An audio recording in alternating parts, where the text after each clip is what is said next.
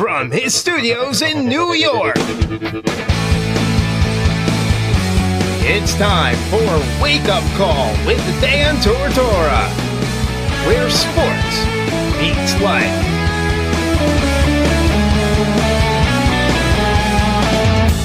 Here's your host, Dan Tortora.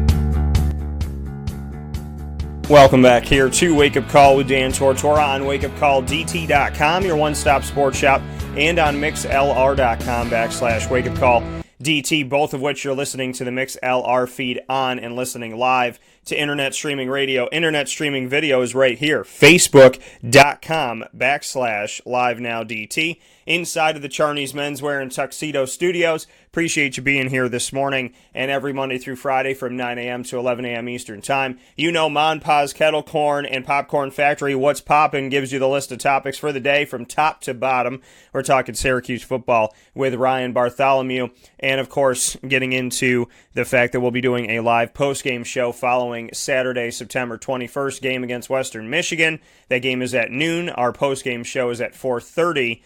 And that is featuring Rob Drummond, another Syracuse alum, and that will be at the Wildcat Sports Pub. So we'll discuss that in just a little bit, and I'm very happy for the first time ever to have Ryan Bartholomew on the show here, former center for the Syracuse Orange, and a true honor and a true privilege. So with that being said, Ryan, how are we doing today?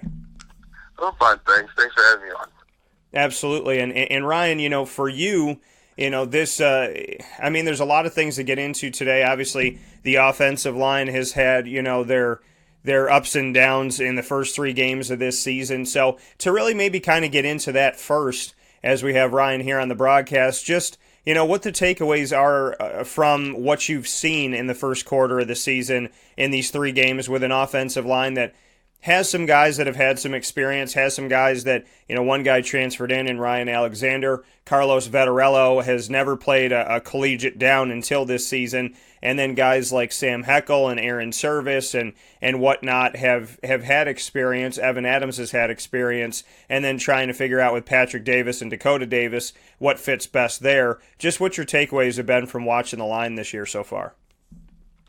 Sure. So just from what I've seen, just watching the games, obviously from afar, it seems that, and knowing that the guys have been moving positions, that they're not exactly 100% comfortable with where they're playing and who they're playing next to, and haven't really developed a rapport with each other yet. Which for an offensive line, it's very important that you almost just work in unison and just know what each other's doing, because you're just playing next to each other for a while. Where I'm sure during spring practice, summer workouts, fall camp, and even the first couple weeks of the season, guys have been moving around, playing different positions, probably have to practice different positions, and it's just hard to develop with the limited amount of reps that you can get.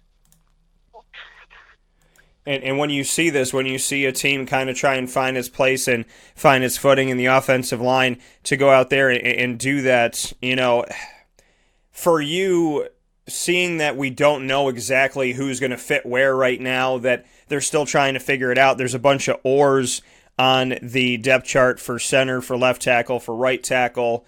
To be 3 games in, is this a cause for concern for you as a former offensive lineman, that Syracuse is still trying to figure out what the secret sauce is, who works best together, and we're stepping into game number 4 already?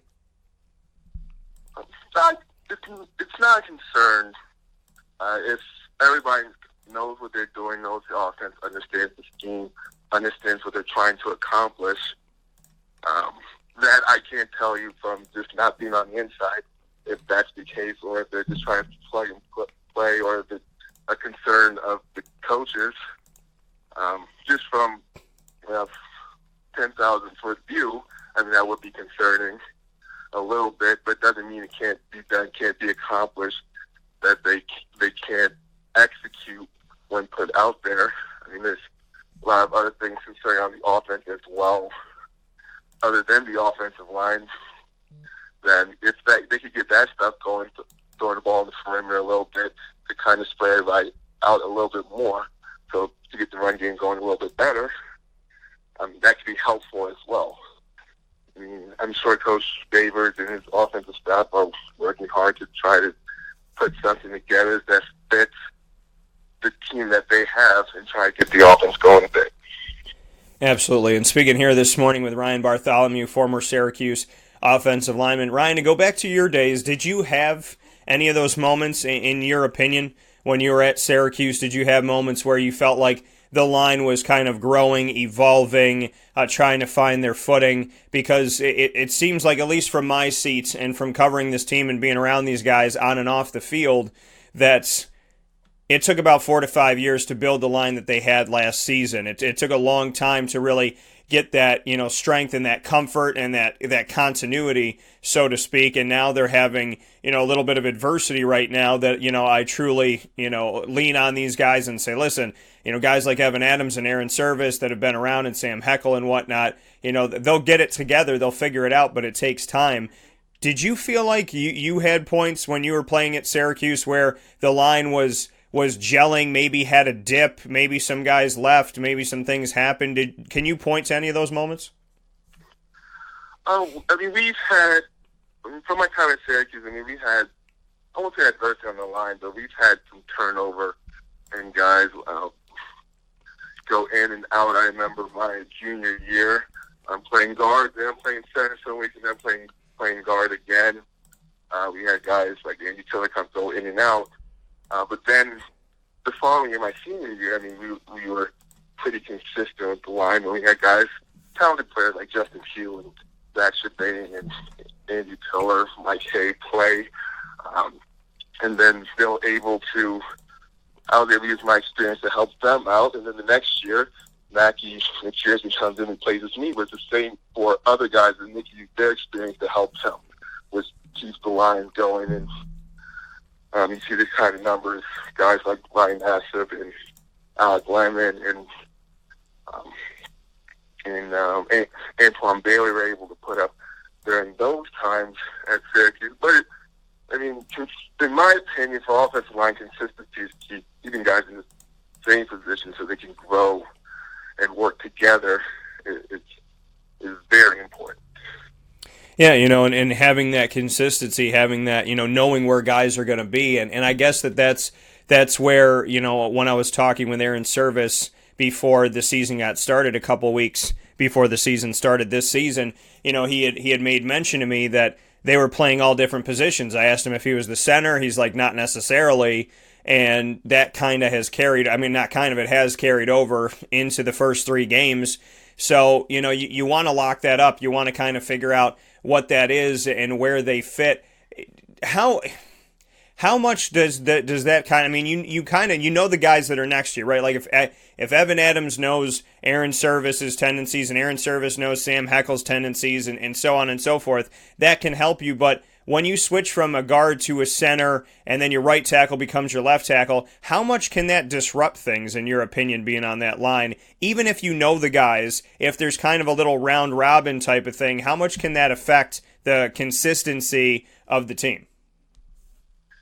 Oh, I think that's huge. I know everybody treats the offensive line as one. Well, offensive line, they just say, O-line, they're a unit of 5, but it's 5 individual positions.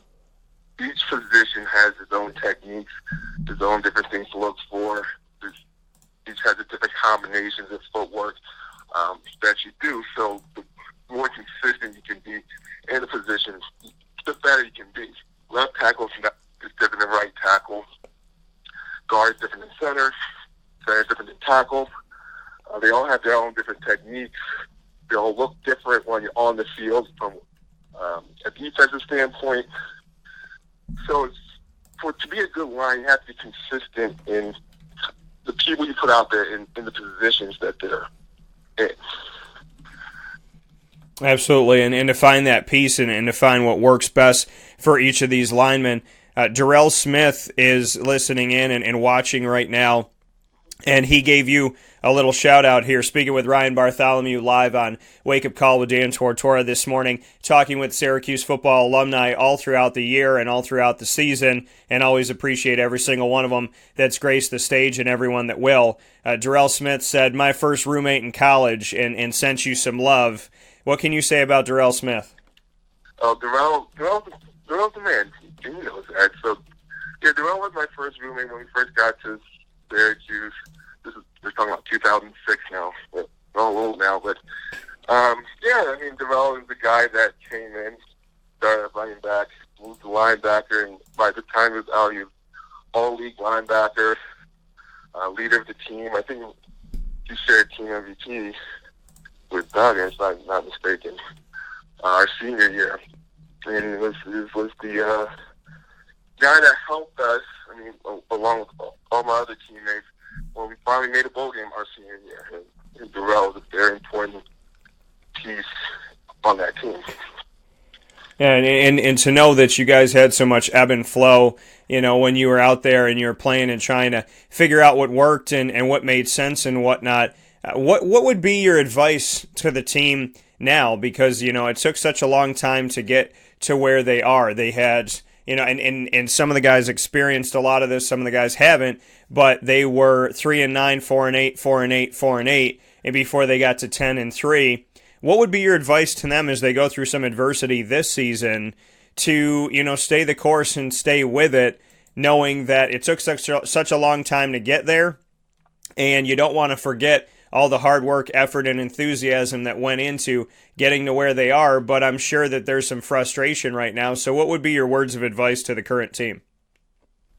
So, each week's independent. You try and go 1-0 every week. So it's just figuring out what to do for this week to beat Western Michigan. That's the only thing the team needs to focus on. It's the only way that they can start building momentum moving forward for the season. And so just focus on winning this week. And as they go forward to look to, you know, win these games, they've obviously had some ups and downs. Their most recent game came against Clemson. They lose 41-6 at home in front of 50,000 plus. Before we get into the game, Ryan, just what you can say about seeing 50,000 plus inside of the Carrier Dome. I mean, it's the first time that we've seen something like this happen in a very, very, very long time for the Syracuse Orange. It was the third largest crowd in Syracuse football history. To know that there was 50,000 people in the Dome, finally, once again, what does that mean to you as a football alum, and just what you can say about a crowd like that? Oh, yeah, I mean, a crowd like that's amazing. I wish I played in front of a big crowd like that when I was playing there. We got close to, we got 40,000 a few times while I was there. But, I mean, a full crowd, all in orange, cheering you on. I mean, there's no better home field advantage in the country, really, because it's louder than some of the places. I mean, we played at Penn State, 100,000 people. It's not as loud as the Dome can get, even with 40,000 people. I know Coach Davis talks about that all the time, but just creating a true home field advantage when people come into the Dome. I mean, the Dome, no AC, you get hot in there. I mean, some teams can't handle that stuff. So to create a true home field advantage at Syracuse is really important, especially in building the program and keeping it at a level in which you're winning 10 games a year. And having that crowd, just what you could say about, you know, what that'll do to change it. You know, fans want to see this team win, but in order to see this team win, you know, it's always helpful to have that 12th man out there. We hear about it with the Seattle Seahawks all the time, and you know, when you go to, I mean, I've been out to Florida State a few times, and what I've seen at Florida State has been absolutely tremendous. You hear about Notre Dame, you hear about Penn State, you hear about Ohio State, and, you know, these really, really difficult places to play. Just, you know, what you can say about the importance of the fans knowing that if they want a winning program, they got to show up and they got to rock that Dome a little bit.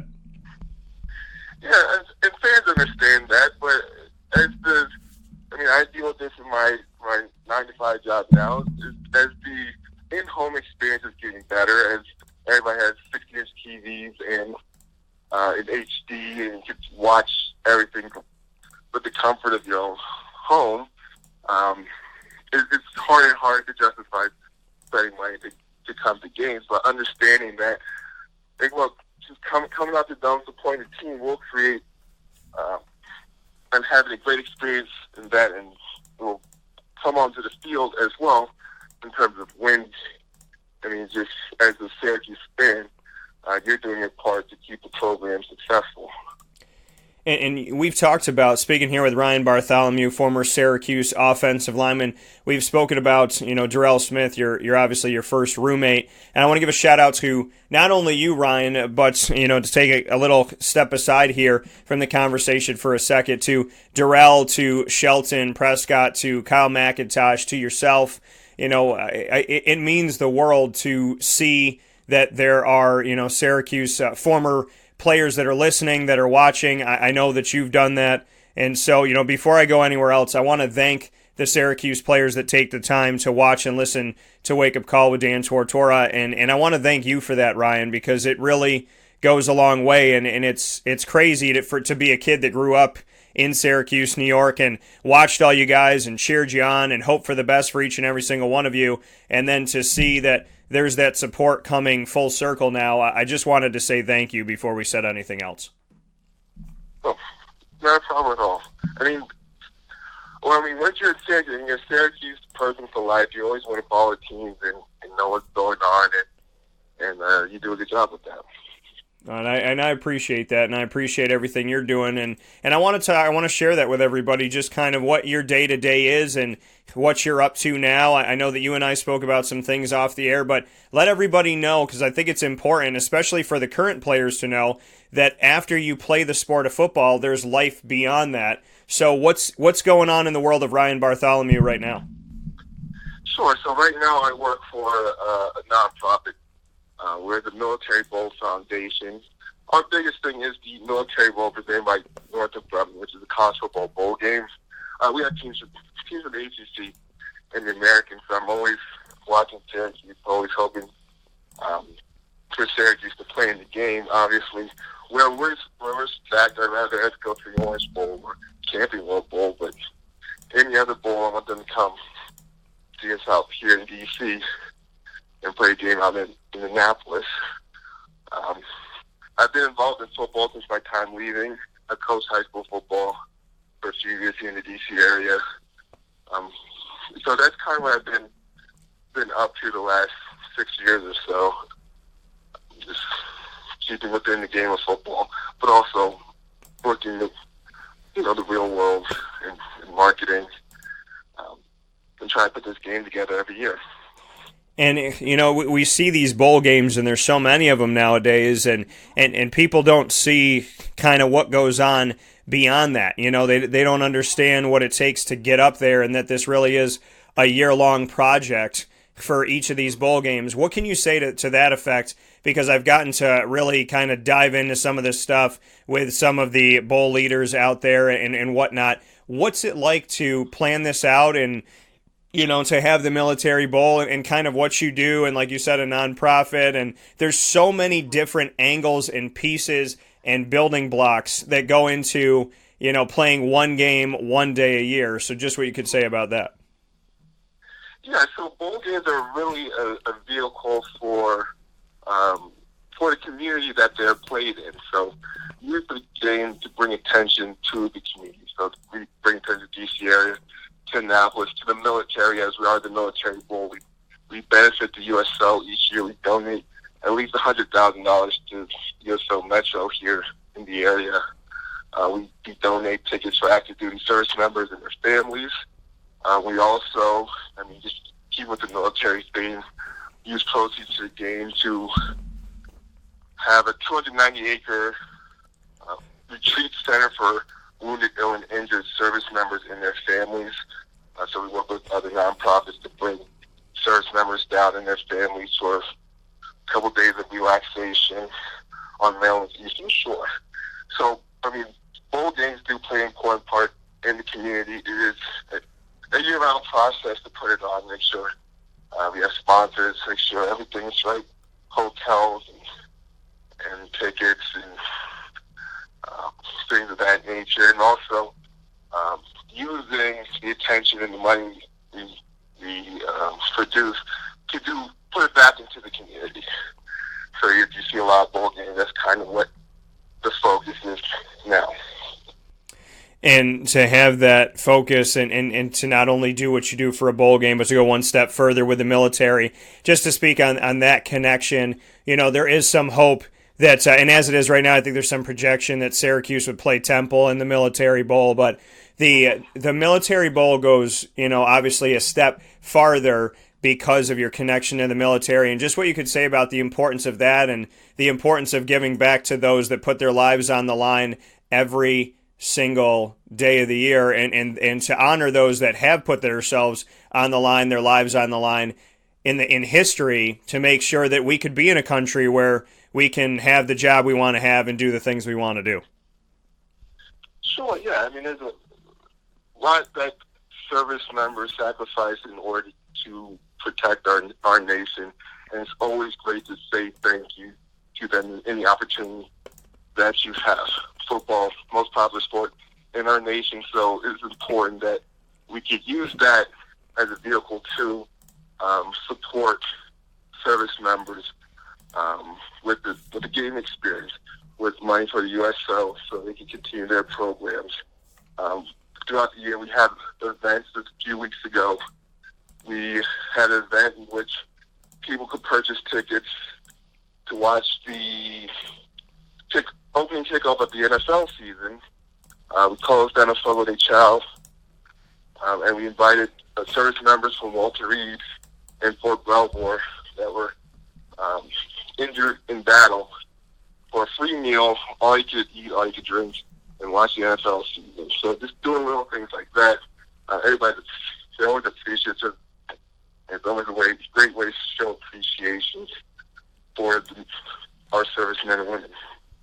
That coming from Ryan Bartholomew, former Syracuse offensive lineman. Ryan, before I let you go, I want to take a look at some of these teams that you had. And back in 2006, when you were a freshman, Mike Williams, a part of the team, DeLon Carter, Joe Fields, a part of the roster as well, Bruce Williams, who has been connected with the program after the fact, Curtis Brinkley, obviously we made mention of Darrell Smith, Chenard Jackson was also on your team back in 2006, and Tony Fiametta, who had a long history in the NFL, and so on and so forth. There's a bunch of NFL guys that came through this. You had your opportunity there as well inside of the NFL, and we're just talking about this being your freshman season. What can you say about some of the teammates that you had? Because there were, in Arthur Jones and whatnot, there were these teams that, win, lose, or draw, you would still send guys to the NFL because the talent was there, and just what you can say about that. Yeah, I mean, we had talented guys like Tony Fiametta, Jameel McLean, who you had mentioned. I mean, guys that set the bar high in terms of work ethic and leadership. I mean, I know lessons I learned from Art Jones, who was a great competitor on the field, that helped raise my game. How there she was going against him every day in practice. I mean, it's the issues. I mean, those are talented guys. It is a team game. It's bigger than just individuals. So yes, we had talented. Did necessarily translate to wins? Obviously not. But those guys did set the building block. Guys like Jameel, guys like Greg Paulus, his leadership coming over from Duke. Did lead to kind of my work ethic, my leadership abilities, and some of the other guys as well that helped us kind of build and win back in 2010.